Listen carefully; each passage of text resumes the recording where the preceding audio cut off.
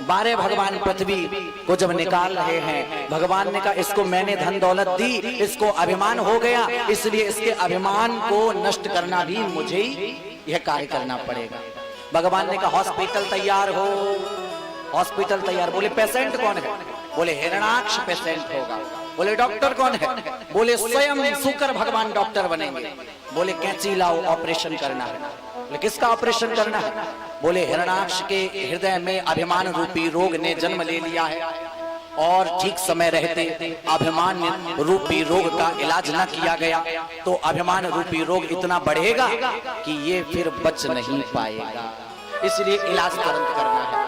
पृथ्वी को छोड़ा भगवान प्रकट होकर के बाहर आए हैं और आकर के घनघोर युद्ध हुआ है। याद रखिएगा, जो दूसरों के धन दौलत पर दृष्टि रखते हैं, एक दिन भगवान उनका सर्वनाश कर देते हैं। धन रूपी लोभी हिरणाक्ष का भगवान के द्वारा वध हो गया। बोलिए नारायण भगवान की जय, बोलिए भक्तवत्सल भगवान की जय।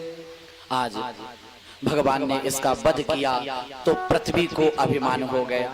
एक का अभिमान दूर किया तो दूसरे को अभिमान आ गया। पृथ्वी क्या विचार करने लगी? पृथ्वी कहने लगी हम 2 मिनट के लिए समुद्र में गई तो भगवान को एक अवतार लेना पड़ा, मेरे कारण भगवान दौड़े दौड़े आए। और जैसे ही पृथ्वी को अभिमान हुआ, भगवान ने कहा पृथ्वी तुम्हारा भी इलाज करना जरूरी है। तो पृथ्वी को लेकर प्रभु तुरंत वृंदावन गए। कहाँ गए? वृंदावन में गए हैं। और वृंदावन में प्रभु जाकर के पहुंचे जहां श्यामरी सरकार रहते हैं, श्री राधा रानी रहती हैं। और जैसे ही पृथ्वी गई तो क्या देखा? जिस समय पृथ्वी समुद्र में गई ना, तो पूरी दुनिया जब पृथ्वी समुद्र में जाएगी तो वो भी सब समुद्र में चले जाएंगे। लेकिन जब पृथ्वी समुद्र में गई तो वृंदावन अपनी जगह पर स्थित था। पृथ्वी ने कहा ये कैसे हुआ? भगवान ने कहा सारी दुनिया तेरे हवाले पर अपना घर तुझे नहीं सौंपा, मेरा घर तू ले लेगी क्या? पृथ्वी का अभिमान चूर चूर हो गया। पृथ्वी को लगा कि बिना भगवान की मर्जी के कुछ नहीं हो सकता, उनकी मर्जी बिना पत्ता हिलता नहीं, है ना।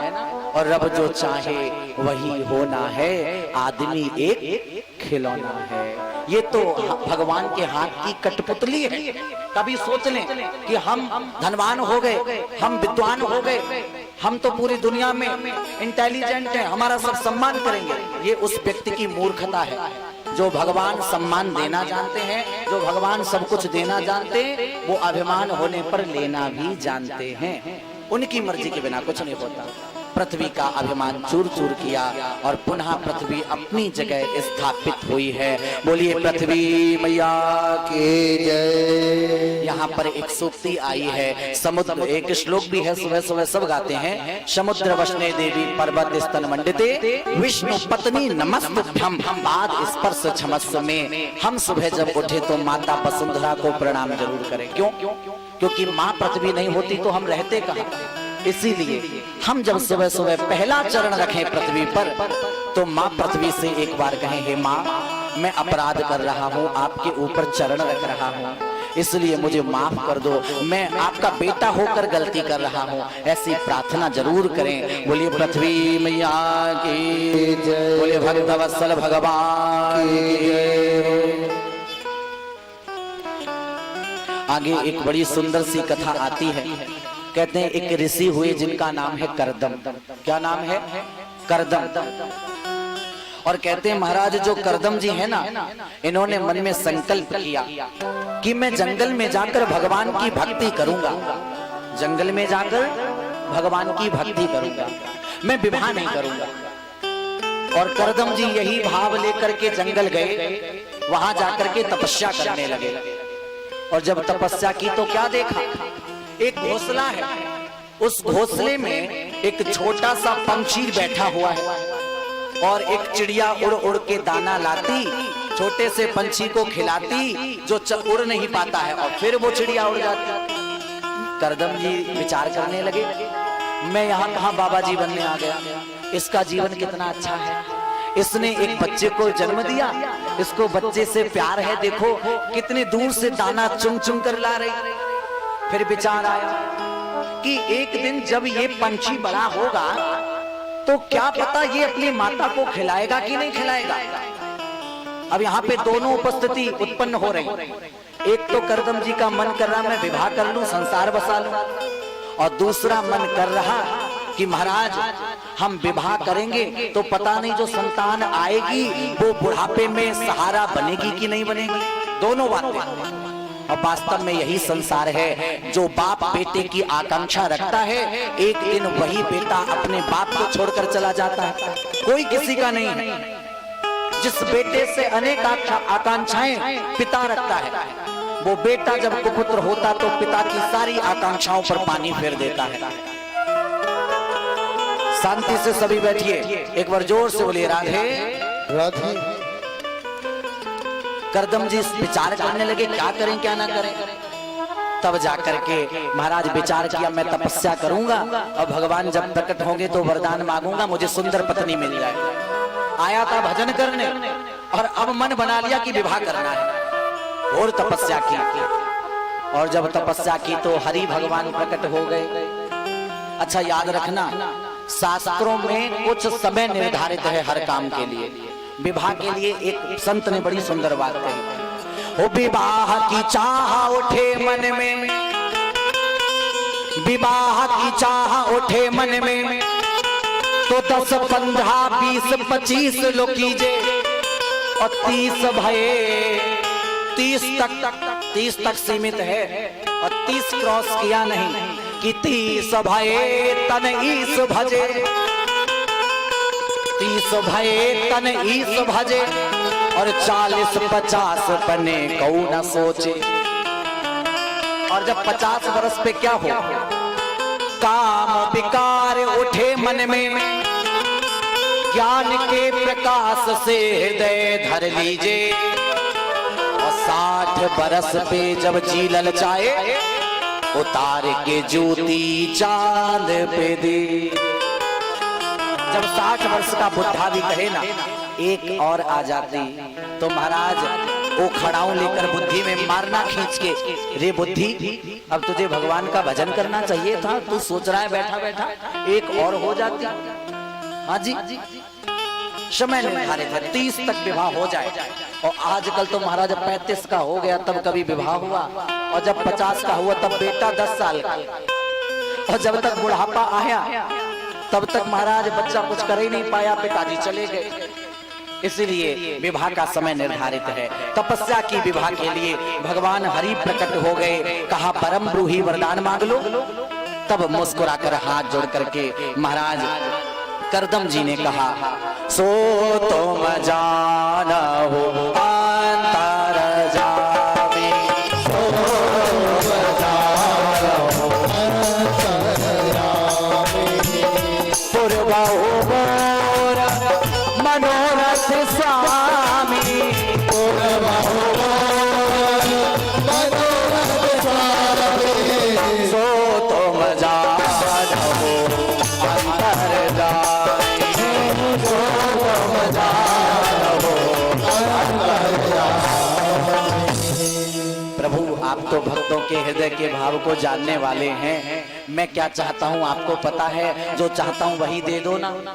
भगवान ने कहा देखो, अंदर इच्छा है विवाह हो जाए, बाहर से इच्छा है कि भक्ति मिल जाए। तो महाराज करदम जी, जब तक तुम्हारा विवाह नहीं होगा तब तक तुम्हें भक्ति नहीं मिल सकती। इसीलिए मैं तुमसे कहकर जा रहा हूं कि जो मनु जी की बेटी है, कौन, देवहूति है ना, 3 बेटियां हैं मनु जी की, आकृति, देवहूति, प्रसूति। तो जो बीच की देवहूति है, इनके साथ तुम्हारा पहले विवाह होगा और उसके बाद में फिर महाराज तुम्हारे घर भक्ति चल के आएगी। अब महाराज कश्यप जी ने एक प्रार्थना करी, प्रभु विवाह एक ही शर्त पे करेंगे जब बेटा बन के आ पाएंगे, मेरे घर बेटा बन के आ पाओ। भगवान ने कहा जाओ दिया, मैं आऊंगा बेटा बन के। शादी तय हो गई, दूल्हे ने दुल्हन नहीं देखी, दुल्हन ने दूल्हा नहीं देखा, लेकिन शादी हुई जो देवताओं की वो आज भी चल रही है। और आजकल दूल्हा दुल्हन को देखता, 6-6 महीने कॉल पे बात होती और बाद में after 6 month divorce, I want to divorce. मुझे डिवोर्स चाहिए। व्हाट, व्हाई, ऐसा क्यों? Because you are characterless. जब हम चरित्र से हीन हो जाते हैं तब ही समाज में ऐसे कदम उठाने पड़ते हैं। इसलिए डियर, चरित्र ना गिरे सब चला जाए, चरित्रवान बने। याद रखिए, आजकल का लड़का जब दुल्हन देखने जाता तो पता कैसे जाता है? दुल्हन बेचारी आई गांव की, वो गिलास लेकर के शर्माती हुई थोड़ा, और दूल्हा मॉडर्न टाइप बैठा अकड़ के, थोड़ी बड़ी इंग्लिश पढ़ी थी उसने। What is your name, under what nomination do you go, why your good name please. वो भी बेचारी गांव की पढ़ी, धीरे से बोली, डरते डराते। अच्छा, उसको पता चल गया शायद मेरा नाम ही पूछ रहा है, बता दिया। पानी का गिलास जैसे आगे बढ़ाया ना, उसने फटाक से क्वेश्चन पुटअप किया। बोले, क्या तुमको भोजन बनाना आता है? बोले, बिल्कुल आता है। अच्छा, भोजन बना लेती हूँ, हमें संगीत से बड़ा प्यार है। बोली, जी भाव बताओ अपना। बोले, हम ये चाहते हैं कि तुम ये बताओ, क्या हारमोनियम बजा लेती हो? हारमोनियम बजा लेती हो? जैसे ही पूछा ना तो महाराज वो बोली, हम तो हारमोनियम नहीं बजा पाते, लेकिन आप बताओ ना, क्या तबला बजा लेते हो? उसने सोचा कि वो तो गांव की है, वो क्या जाने। याद रखिए, तुम जितने चालाक हो, तुमसे ज्यादा कहीं दुनिया में पड़े हुए हैं। और जैसे ही उसने कहा हमें तबला बजाना आता ही नहीं, सो तेज से बोली, चल निकल ले, 9 तो 11 हो ले यहाँ से। जब हम हारमोनियम बजाएंगे, तुझे तबला बजाना आता नहीं, तबला बजाने के तेरा बाप आएगा यहाँ। तुम जितने चालाक बनते हो ना, उससे ज्यादा दुनिया में चालाक पड़े हैं। इसलिए किसी की पुत्री को देखने जाओ ना, तो ऐसा कुछ मत करो जिससे कि उसको नीचा देखना पड़े समाज में, है ना। थोड़े से पड़ गए तो किसी की बेइज्जती करने लगे, हैं? उसको नीचा दिखा दिया। I am not qualified. What, हम चरित्रवान हैं, हम संस्कारित हैं, भले ही पढ़े लिखे ना हो। और पढ़े लिख गए और संस्कार नहीं तो कुछ नहीं हम, और पढ़े लिखे नहीं यदि संस्कार हैं तो सब कुछ हम हैं। इसलिए किसी की बेटी देखने जाएं तो कभी भी समाज में उसको नीचा ना दिखाएं। हम सोचते हैं हमें ही एक चालाक है। एक दिन क्या हुआ, एक मनुष्य बहुत चालाक बनता था अपने आप को, तो फटे नोटों में टेप लगा के रख लेता था, और उन नोटों को ऐसी जगह चलाता था जहां फटे नोट भी चल जाएं और महाराज वो पकड़ा भी ना जाए।